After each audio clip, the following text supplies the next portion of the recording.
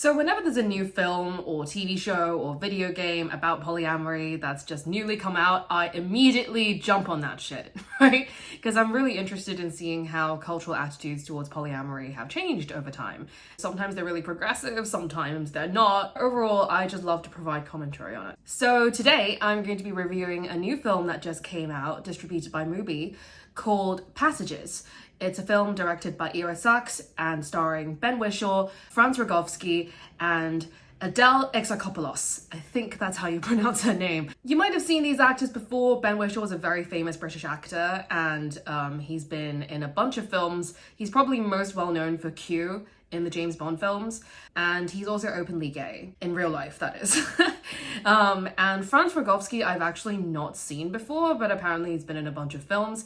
And finally, Adele Exarchopoulos is probably most well known for her role in Blue is the Warmest Color, which is a very famous lesbian film. So when I saw this cast and I saw this film, I was like, this is a gay ass film. I need to go see this. And I did, and it was.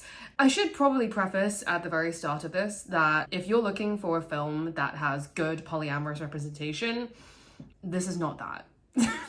So if you're looking for a film that has a really healthy polyamorous relationship, good communication, people acting in each other's best interests, you will be sorely disappointed.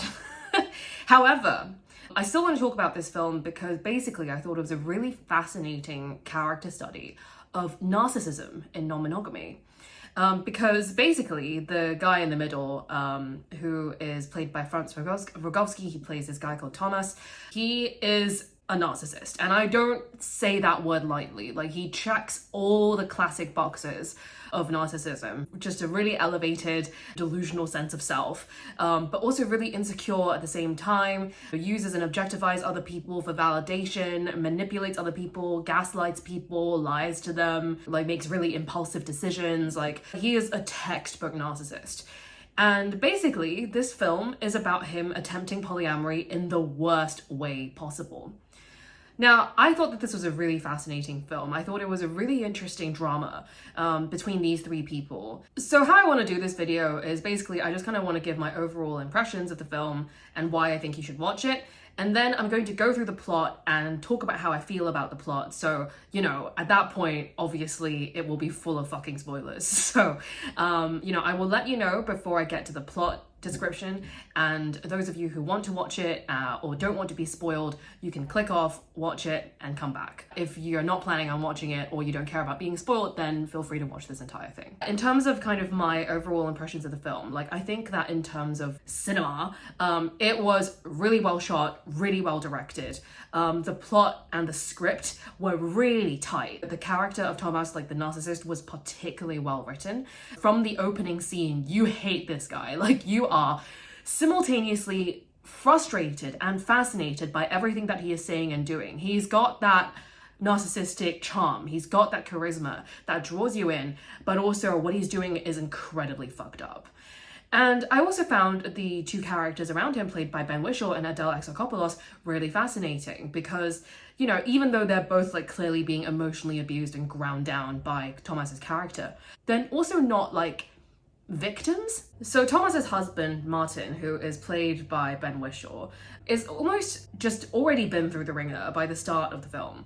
Like, he already knows that his husband is unreliable, untrustworthy, and he's just kind of resigned at the start of the film. So even though the things that Thomas is doing are incredibly fucked up and the audience is reacting, you know, as an audience member, I was like, oh my God, I can't believe he just said that. I can't believe he just did that. What the fuck is going on? The whole time, Ben Wishaw's character, Martin, is mostly unfazed, mostly resigned. And, you know, this is a man who has gotten used to Thomas's bullshit, basically. And so I found that a really, really interesting character to study because it's like, we're new to this dynamic. Martin is not. The character of Agathe, who is played by Adele Exarchopoulos, who Thomas has an affair with, she's, you know, got that kind of like excited, wide-eyed innocence and slowly gets ground down over time when she realizes, basically, I can't fix this guy. You're not supposed to like Thomas, like, that's the whole point. But I do think that is a really, really good film to watch because it basically tells you what not to do if you're trying to attempt a polyamorous relationship. Like, all the things that Thomas does, do not do any of those things. And another reason why I think that this film is really worth watching is because of the sex scenes. Now, there are, I think, 3 sex scenes in the film. 2 of them are between Thomas and Agathe, and one of them is a particularly long sex scene between Thomas and Martin. And the scene with Thomas and Martin, it shows the sex from start to finish. It is very raunchy, it is very explicit. And I want to talk about this because there's been a lot of discourse lately around sex scenes in films and how they're like unnecessary, or they don't contribute to the plot, or that they're forcing viewers to watch sex scenes like non-consensually and it's equivalent to sexual assault. Like, there's a lot of very wild arguments out there about sex scenes, mostly coming from really puritanical people.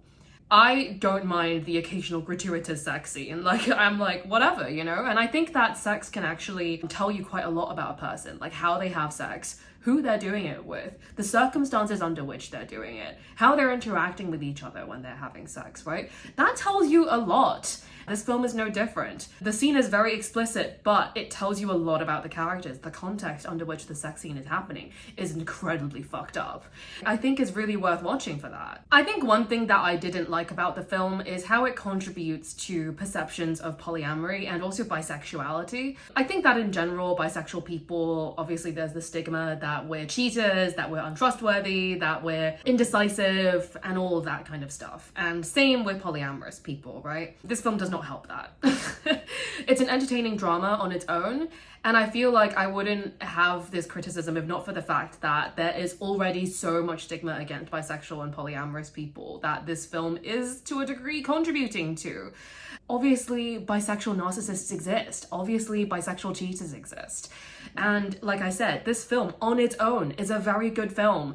But I think in terms of like how it fits into the wider cultural narrative around bisexuality and polyamory, you know, it's not a good look. But I think I was willing to put it aside to watch the film because I do think that it is a very good film. I learned a lot from it in terms of like what not to do. And I also just found it really fascinating because it's always entertaining to watch dramas where people are miscommunicating and fucking up and just being terrible people sometimes. Thomas is such a compelling character because in some instances he acts like he's on top of the world. In other instances, you simply look at him and you think, wow, this man is pathetic. And it really made me think a lot about the relationships that I've been in where my partner was manipulative or emotionally abusive. And some of the things that Thomas did reminded me of the things that I had ex-partners do to me. I guess, you know, there's a trigger warning there. Like, if you are the kind of person who might get triggered by watching, you know, a film that is essentially this guy just emotionally abusing 2 partners at the same time, probably not worth watching then, you know, or proceed with caution. But basically, the best summary that I've seen of this film so far was actually by a review in The Guardian. Someone described the film as a polycule of resentment, which I think is incredibly accurate. Like, there is so much resentment between the people by the end. Well, mostly from Agathe and Martin. They are very resentful towards Thomas, whereas Thomas completely lacks self-awareness. Like, he is just trying to live his best life. He's very confused when people won't do what he wants, and I can't tell if it's weaponized incompetence or if he's just genuinely that dumb. But that's kind of part of it, right? Like, I think it's really interesting when manipulative people are often perceived as like, oh, they just don't know better. Oh, he didn't mean it. So, you know, what he did is fine.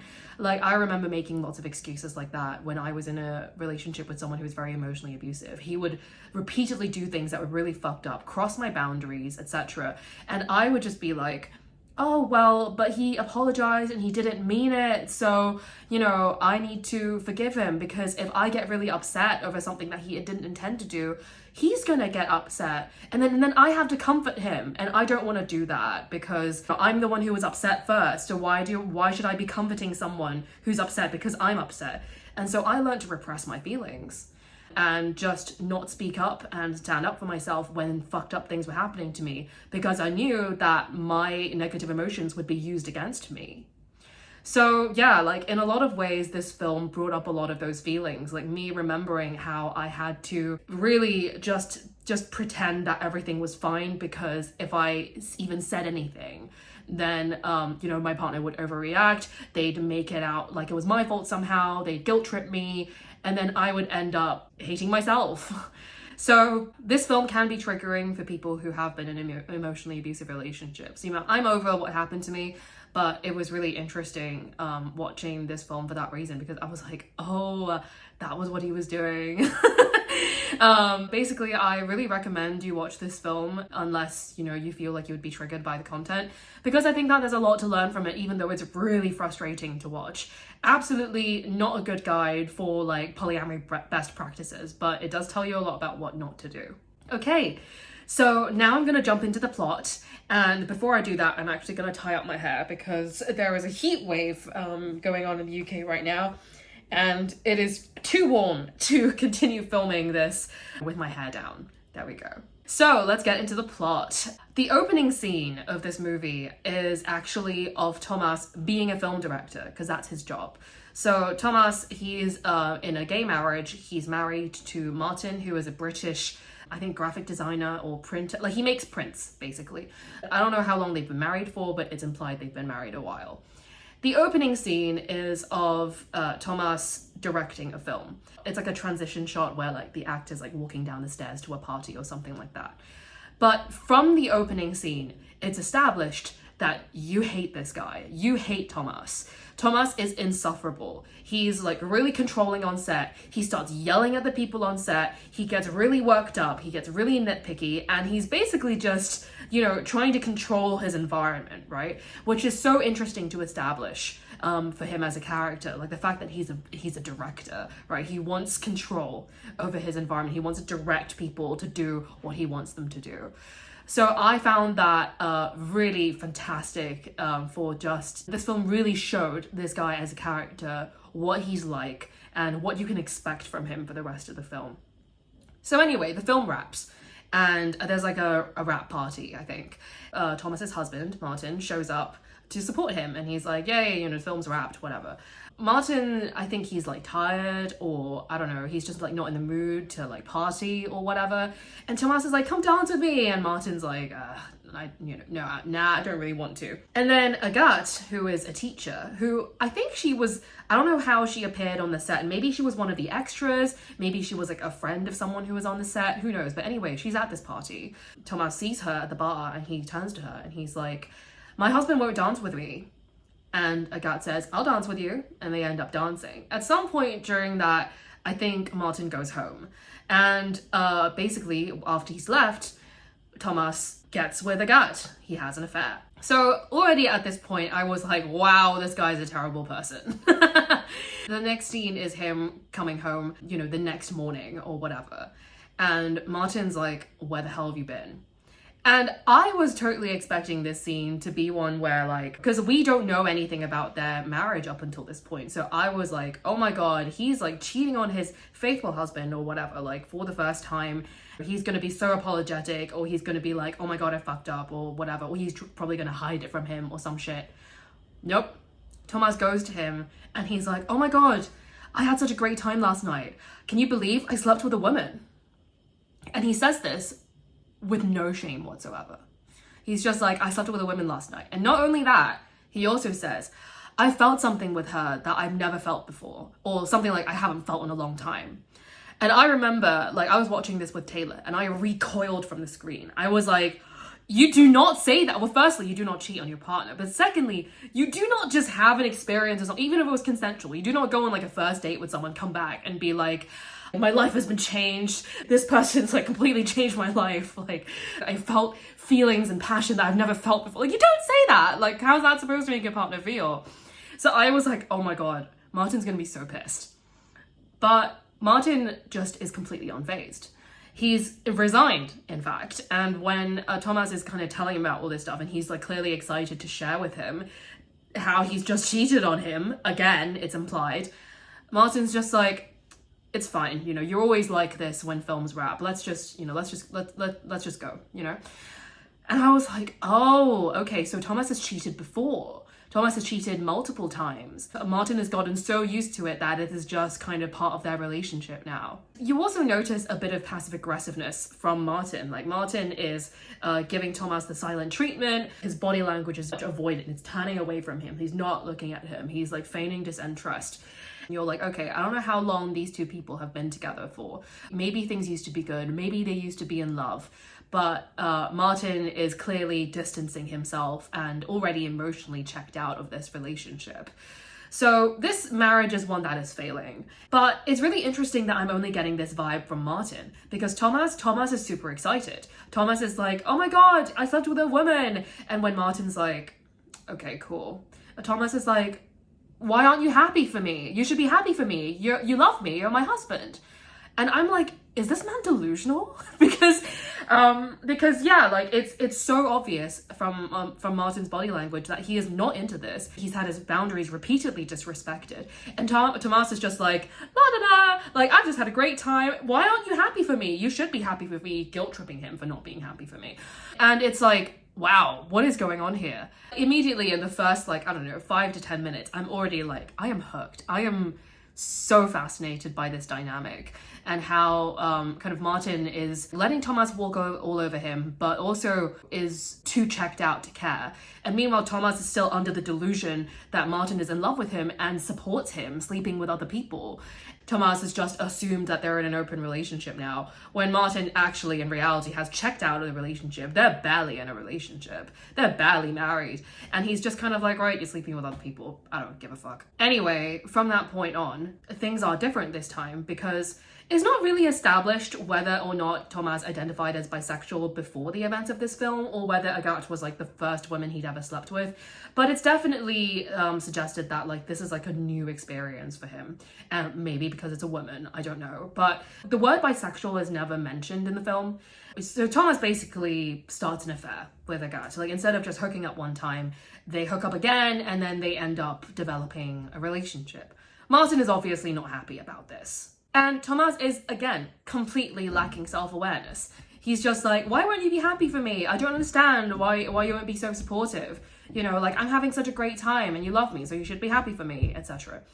And like, you know, he's like sneaking around, he's like seeing Agathe, he's like, oh my God, I love you so much within like days of them meeting. So again, you know, classic kind of love bombing tactics, right? Being like, you're my world, you're my only focus right now, so they can hook you in and, you know, distance from you later and leave you wanting more.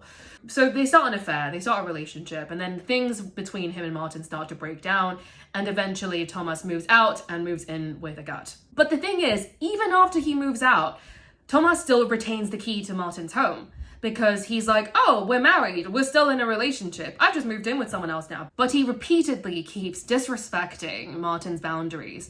Even after Martin tells him to get out and leave and never come back, Thomas holds on to the house keys and repeatedly just walks into the house, sleeps over, lounges on the sofa, starts making tea in the kitchen like he still lives there. He's basically completely delusional. He's like, oh, we're in an open relationship, I've just denested with you and I've moved in with someone else, but we're still in a relationship, so I can stay here whenever I want because it's my home. And Martin's like, no, I want to sell this fucking home because we're not together anymore. And Martin's like, what are you talking about? Why are you being so mean to me? So basically, like, this whole film is just like Martin trying to manipulate everyone into thinking that like they're in a consensual open relationship, when both Martin and Agathe do not want this, have not ever wanted this, want Thomas to leave the other person and be with them, and Thomas is just doing his own thing. The plot really starts getting quite interesting when Martin gets a partner of his own. Basically, like, I don't know, through work or whatever, he ends up meeting this really hot guy who is like a writer, and they really vibe and they get chatting. So Thomas meets this same guy at another point, and Thomas hates him. Basically, like, this guy is like, number one, really impressive, you know, in terms of his success and stuff like that. But also, secondly, sees through Thomas's bullshit from the moment that they meet. And so Thomas feels disarmed, he doesn't feel validated, and, you know, after the meeting, like, him and Martin are walking home, and he's like, I think that guy's such a cunt, like, I think he's really self-absorbed, and you're just looking at the screen going like, projection match? So yeah, like, basically Martin strikes up this relationship with this writer, and immediately Thomas gets jealous. And so this is like the classic thing that happens, right? Like you have probably seen all those posts on Reddit where some guy is like, my wife is so fat and ugly and we don't have sex anymore. And I want to open up the relationship because like I can get bitches elsewhere, you know? And then they open up their relationship and then the wife is getting a fuck ton of action because turns out she settled for her husband this whole time. And the husband is like, oh my God, I can't get any bitches. Where's the pussy that I was supposed to be getting? Meanwhile, my wife is drowning in dick. I want to close their relationship again. And it's like, you brought this on yourself, dude. Like, you know, so this was kind of one of those things like where like someone's like, Ladia, opening up the relationship. Woo, I want to get some action. And the moment their partner gets some action, they're like, wait, I regret everything. Let's shut everything down now. You're not allowed to see other people. Only I'm allowed to do that.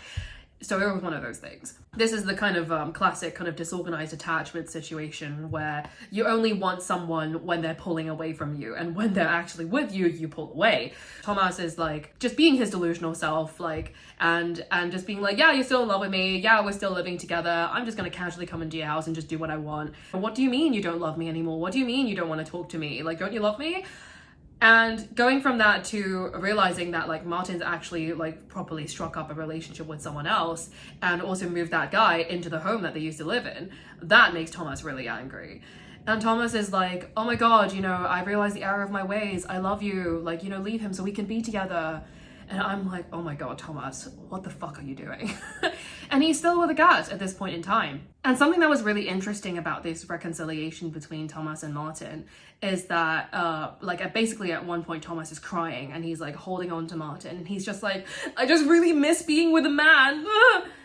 And I was like, that's so interesting. He's not saying, I miss you. He's saying, I miss being with a man. So this is kind of where I'm like, this script is brilliant. Because it's just showing from start to finish how Thomas is just using the people around him. Like, he doesn't actually care about Martin, he just wants dick. So anyway, like, Thomas is, like, bouncing between these two partners, both of whom are extremely dissatisfied with everything that he's doing, and kind of charming them and then pulling away at the same time. You know, there's a lot of that going on. So anyway, Martin and Thomas get back together, in the sense that Martin gets back with Thomas. Thomas has been under the impression that they've still been together this whole time. And they sleep together. And this is the raunchy sex scene that I told you about. It is explicit, it is horny, it is desperate, it is passionate, it is wrong. And interestingly, Thomas is the bottom, Martin is the one who's the top. Well, I say interestingly, I guess like throughout the film, because Thomas clearly had such a dominant personality, and he was just, you know, just steamrolling over like Martin's boundaries. I guess I kind of expected Martin to take on like the more kind of passive and therefore like feminine role, but he didn't. Like, he's the top in this relationship, or at least, you know, in this sexual encounter. So anyway, like, he's like fucking the living daylights out of Thomas, and Thomas is having a great time. And after they sleep together, Thomas informs Martin that Agatha is pregnant. So at this point, I'm like, what the fuck? Of course. Oh my God. Of course he didn't use a condom. Jesus Christ. And Martin is like, did you not like use protection? Or like, what were you doing? And Thomas says something along the lines of, we knew it was a risk, it could happen. Which is just like, oh my God. Okay. So this guy's like super irresponsible. Now there's a baby on the way. What the fuck is happening? And Martin's obviously super upset by this, right? He's like, you had a fucking baby behind my back. What the fuck? But Thomas then manipulates him into staying, because Thomas is like, but this is perfect. You've always wanted children. Now we have a child on the way. We can all be happy families. And Martin, with the promise of a baby on the way, decides to stay with Thomas. Martin ends up breaking up with the writer guy. And the writer guy is just like, you can't change this guy. You can't fix this guy. I feel really sorry for you, but you know, that's a choice you've made, so I'm gonna leave. And he does. I really related to that, to be honest, because like I've definitely been in situations where I was dating someone who was clearly in a toxic relationship, and then they make some fucked up decision, and I'm like, you know what? I'm out of here, because I deserve respect in this relationship as well, you know? And you've made your choice. In the meantime, Thomas meets Agat's parents for the first time, and similar to Martin's writer boyfriend, they see through his bullshit immediately. There was a very interesting scene where him, Agat, and her parents like sit down at a dinner table and they're eating, It was really fascinating because both sides were wrong. Thomas was really overly defensive and, you know, really just like not doing enough to reassure the parents that like he was going to be a good father, he was going to be looking after Agathe, like he was going to be responsible, whatever, which is what they just wanted to hear, right? Like as parents of a daughter who has a baby on the way. But also, the parents were kind of homophobic. They were like, so you were married to a man before this? And also at the time, like when he met the parent, firstly, he had just come back from having sex with Martin, and that's a whole other thing. But he was also wearing like a very thin kind of mesh crop top. So Thomas's character, like, I mean, he's bisexual, but he does dress quite effeminate. He has really fantastic outfits throughout the film, but he's clearly like a very like flamboyant character. And so there's a very funny moment, like when he comes into the house and he's kind of like sweat slicked and whatever. And he's got this like sexy crop top on. And he's like, oh, hi, I'm Thomas. And he shakes hands with parents. And the parents kind of look at him up and down. And it's really funny because it's like, oh my God, what must be going through their minds? They're just like, oh God, our daughter is dating this gay man, clearly. Which he's not. He's bi, but you can tell that that's what they're thinking. So they're really homophobic and biphobic towards him at the dinner, and I'm not surprised that he got offended by that. And so did Agathe. She was like, that's not fair, you shouldn't be asking him stuff like that. That was really inappropriate. But Thomas kind of takes it a bit too far. And so he makes a terrible impression on the parents. And yeah, it's not a good time for anyone. So anyway, at this point in time, Martin and Thomas, I can't remember where in the timeline this happened, but they moved back in together after they reconciled. And they have like a Christmas party or something like that where they invite Agathe and like some of their friends like over to their house. And they're at this party and they're singing and dancing and whatever the fuck. And then later in the night, Thomas and Agathe are in the same bed, sleeping. But then Thomas sneaks out of the bedroom to go into Martin's bedroom. And they have a fight. They have a major fight about something. I can't remember now. And then they end up having sex. And then there's a cut from this incredibly passionate sex scene to Agathe alone in the bed. Agathe has woken up. She's just there. She's lying there. And you can hear the muffled sounds of fucking and headboards banging in the background. And she looks resigned. She has the same expression that Martin has had from the start of the film. And you're like, ah, this is the moment. This is the moment when the illusion breaks. He doesn't care about you, babe. So anyway, shortly after Agathe and Thomas obviously break up, this happens behind the scenes.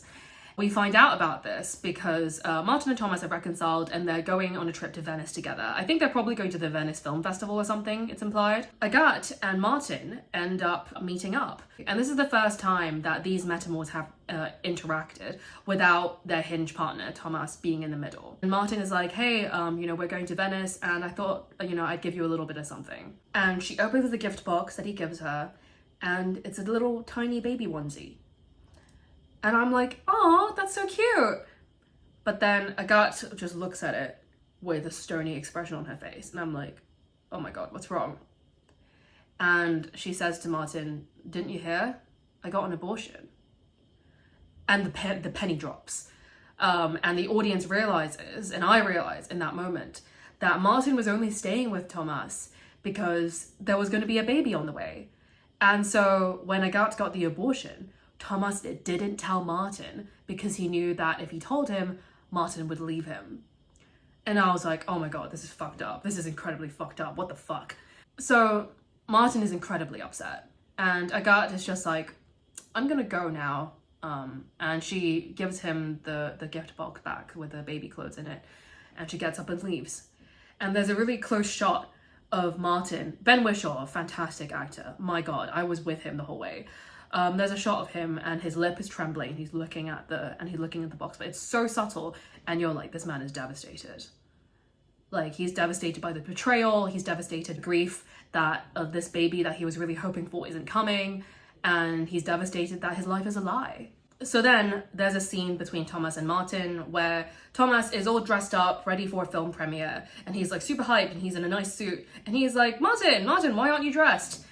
And Martin's like, I think he's in the kitchen, he's cooking something, and he stops cooking and he's just like, we're not together anymore. Like, I'm actually breaking up with you for good. And Martin does his usual dance of, oh my God, what are you talking about? And he's like, why didn't you tell me about the child? And basically, it was a really, really powerful scene where Martin sets his boundaries and stands up for himself. And he's like, no, fuck off. You've gaslit me enough. I'm going. Get out of my house. And so, you know, Thomas finally understands, it finally gets through his thick fucking skull that his partner doesn't want to be with him anymore. And so he leaves. But then it's not over. Thomas then goes to Agat's school because remember, she's a teacher. He bursts into the classroom. God knows how he got in there. He comes in here and he's like, Agat, I love you. Come to Venice with me. You're the only one for me, or whatever. Love bombing. And Agat is like, oh my God, what the fuck is happening? Because obviously, like, all like she's teaching, she's at work, all these kids are in front of her. She's like, you know, like Thomas has main character syndrome. That this is what it is. He has main character syndrome. He's like constantly like, everyone revolves around me. I don't care what anyone else is doing with their lives. They gotta do what I want. And then when they don't do what I want, I get really confused because why wouldn't they? Just a complete lack of self-awareness when he just storms into like Agat's place of work when they've already broken up and she's literally had an abortion. And he's like, I love you. Come to Venice with me. So anyway, she's like, this is embarrassing as fuck. Oh my God. Okay, let's go outside. And they go outside the classroom, and in the hallway, she's like, no, I won't go to Venice with you. You're fucking delusional. And he's like, what? But what do you mean? But I love you. And she's like, what? Like, I don't. Like, you know, like, we're broken up. We're not together. I've had an abortion. I'm not having the baby. And he like collapses to his knees. He's begging her. He's dragging onto her legs. She's trying to get back into the classroom, and he's fully like broken down. He's like pathetic, but you're not really sure whether he's like actually broken down or whether it's an act to like try and manipulate her into like, you know, feeling guilty and getting back with him. But either way, she's not taking the bait, and she's like, goodbye, Thomas, and she gets back into the classroom. And then he's just there like sitting on the floor alone in the hallway, and at some point like some random school staff member is like, hey sir, like you need to get out of this school, you're not supposed to be here. And then he leaves. And the final scene is of Thomas riding his bike through the streets of Paris, and he's riding really, really fast, and there's like really dramatic music, and there's a close-up to him coming up against a red light, and that's how the film ends. That film was a fucking journey, let me tell you. It's fucked up. It's really fucked up. Like the stuff that Thomas is doing throughout the film, my God, incredibly frustrating. I think it really resonated with me because of the experiences that I have had with someone who acted a lot like Thomas. And also the very complex dynamics when it comes to like attachment and insecurity and boundary setting and things like that.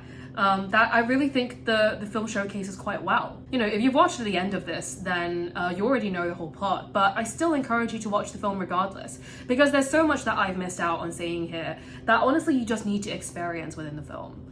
So yeah, that's my review of Passages, and I highly recommend that you go and see it.